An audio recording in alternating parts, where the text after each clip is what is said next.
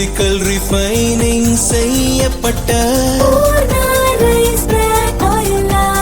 SKM Poorna rice bran oil. தாவேக ஆட்சியை கவிழ்க்க அக்கட்சி எம்எல்ஏக்களிடம் திமுகவினர் பேரம் பேசிய விவகாரத்தில் அடுத்தடுத்து அதிர்ச்சி தகவல்கள் வெளியாகி வருகின்றன.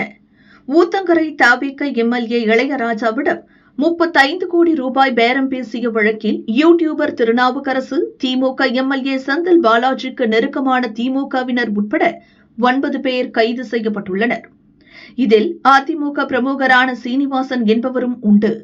நாடார் பாதுகாப்பு பேரவைத் தலைவராக இருக்கும் இவர் யூடியூபர் திருநாவுக்கரசருடன் கூட்டு சதி செய்து குதிரை பேரத்தில் ஈடுபட்டுள்ளார்.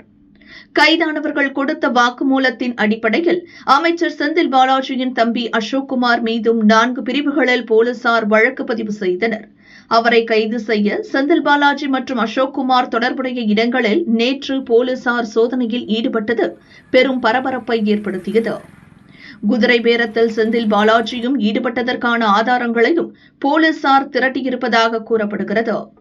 இதற்கிடையே தாவேக ஆட்சியை கவிழ்க்க மொத்தம் 180 கோடி ரூபாய் வரை ஒதுக்கப்பட்டதாக கைதானவர்கள் பகீர் வாக்குமூலம் அளித்துள்ளனர்.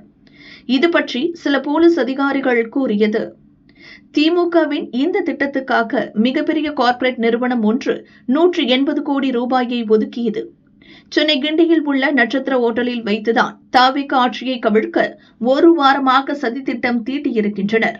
சென்னையில் ஒரு எம்எல்ஏவிடம் பேரம் பேசியிருக்கின்றனர். மேலும் சில தாவேக எம்எல்ஏக்களையும் நாடினர். எப்படியோ விவகாரம் வெளியே லீக் ஆகிவிட்டது. எங்கே சிக்கி விடுவோமோ என்ற பயத்தில் அவசரமாக ஓட்டலை காலி செய்துவிட்டு ஓடிவிட்டனர். இப்போது சம்பந்தப்பட்ட கார்ப்பரேட் நிறுவனத்தையும் விசாரணை வளையத்தில் கொண்டு வந்துவிட்டோம். அதன் அதிகாரிகளிடம் விசாரணை நடக்கிறது. இந்த விசாரணையின் முடிவில் மொத்த சதி திட்டமும் வெளியாகக்கூடும் என்று எதிர்பார்க்கிறோம். சில முக்கிய புள்ளிகளும் சிக்க வாய்ப்பு உண்டு என்று போலீசார் கூறினர்.